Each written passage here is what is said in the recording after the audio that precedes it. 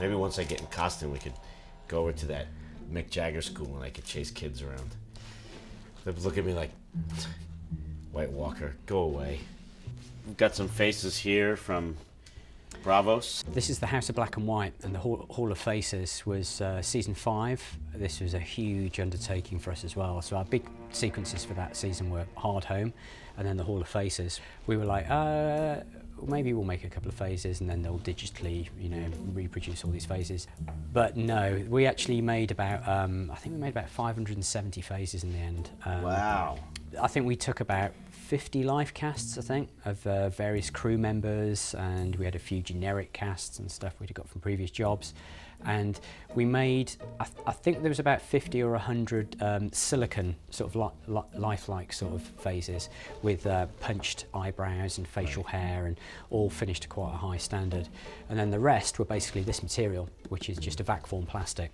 There was a close-up of Aria walking up to one of the faces, touching her face. We were filming Hard Home, and I had a couple of my crew members over there, and I had nothing to do with how this was orchestrated, but the face that she touches is my mum. Just happened to be, so I was like texting my mum saying, "You're going to be in Game of Thrones." She's like, "What?" Cersei basically ordered her troops to go out and kill Tyrion. Right. And they tracked down another dwarf who isn't Tyrion, and basically decapitate him, take the head back to get the bounty on the head, and they basically falsify it by putting a scar across the face, but it's even the wrong side of the face. Yeah, wrong guy. Those fingernails, it's ridiculous how real that looks. That's crazy. All rubber, Yeah. Yeah, a lot of our prosthetics, I'd say 90% of our stuff is pre-painted. So we do an awful lot of artwork in the workshop, to the point where you've still got somewhere to go when you stick it on and you start joining all the dots together. But it's something I've noticed in the past, actually, a lot with the States. When I see a lot of the guys in the workshops there, a lot of the guys there tend to not pre-paint their appliances, and they do an awful lot of painting on the day when they stick everything on, which I think gives you a lot of freedom. But especially for us, when we've got reoccurring characters which shoot for 10-15 days, we just pre-artwork everything so there's a continuity to everything. We try and do as much as we can before the day, and then we stick it on, and hopefully it takes a couple of hours to glue it all on, and then maybe an hour or so to start joining all the dots up. Mr. Grayscale over here. Yeah, these guys, I mean, this is a guy from season 5, these characters who, it's basically like a kind of a leprosy disease, which, is called Grayscale. We made these kind of pull-on tops and bottoms, which had to be waterproof as well, because they were diving into water. We had to make sure things weren't too heavy, and then they're glued into this full silicone prosthetic makeup as well, full head and hands. And I think we had 3 stunt guys. This is a chap called Andy Pilgrim. I think the final design, we've got a lot more kind of inflamed flesh tones and irritated skin around all the sort of crispy grayscale areas. It looks like it would be quite painful.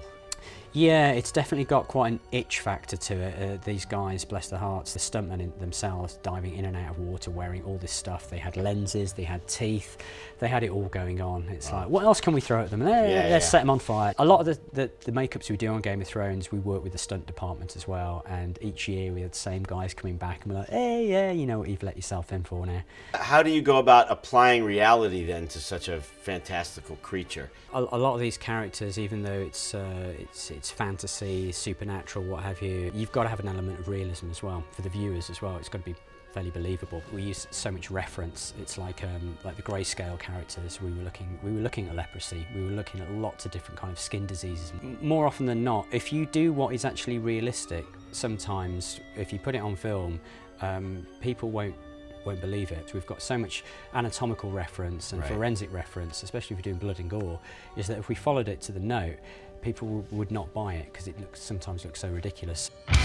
Originally, when we were doing the Night King, we were unsure of all these discussions. How much was he going to be covered? Were we going to see much of his torso? And we took the piece down quite low on his chest. We had full arm appliances because there was this thing of maybe we reveal more of the body. It's like this kind of translucent, statuesque kind of figure. And in the end, we went for quite a lot of armour, basically. So he's got this high collar. So we didn't stick all the chest piece on, but we quite like to do these sort of test heads and test paint schemes prior to doing our army of appliances. So it's a good way of sort of figuring it all out 3-dimensionally.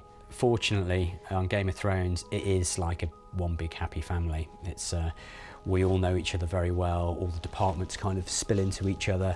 Right. It's a week doesn't go by where I'm not on the phone to makeup and hair and costume and special effects as well. We do an awful lot of blood rigs as well. People getting decapitated, their throat slashed, Right. this, that, and the other. And we'll often sit around a production table and we'll get to so-and-so's death in a script, and the director will be like, so what, is this a prosthetic gag, or is that, and we both look at each other like, is that us, is that you? And we're always like, if you see the flesh, if you see the skin, that's us. If it's through the costume, that's those guys. Like when a character's killed on the show, do you get any input on like how a character's gonna die?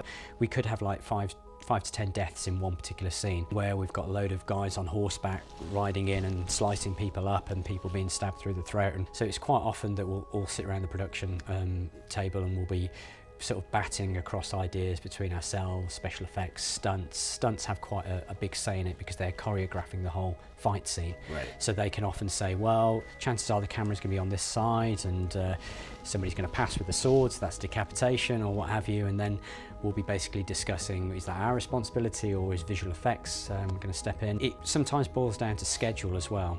They've only got like a day to shoot a scene, you've got all this action going on. If it takes us like 3 or 4 hours to stick a neck appliance on somebody, Right. they can either shoot it first thing in the morning, then clean him up and do all the stuff without his neck appliance on, or we don't do it practically and it goes into the hands of the digital guys. Ah. The Hound. Wow. Heavy. This is Needle. Of course, Arya's sword. That is so cool. What else do we have here on this wonderful table of... Oh, is this dragon glass? That's a real one. Wow. Feels great. It's got such a good weight to it. It's actually pretty well balanced too. Like, it's awesome. Oberyn Martell. Oh yeah, look at that. Ooh, some cool daggers. Generic dagger. This is the Night King's. That. I think you could guess whose this is. The mountains. Although this is the this is kind of the prop one. Last time I was here, I held the real one. And it weighs a lot. Yeah.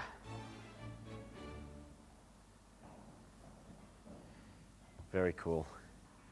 Valerian steel. Even rarer here than in Westeros.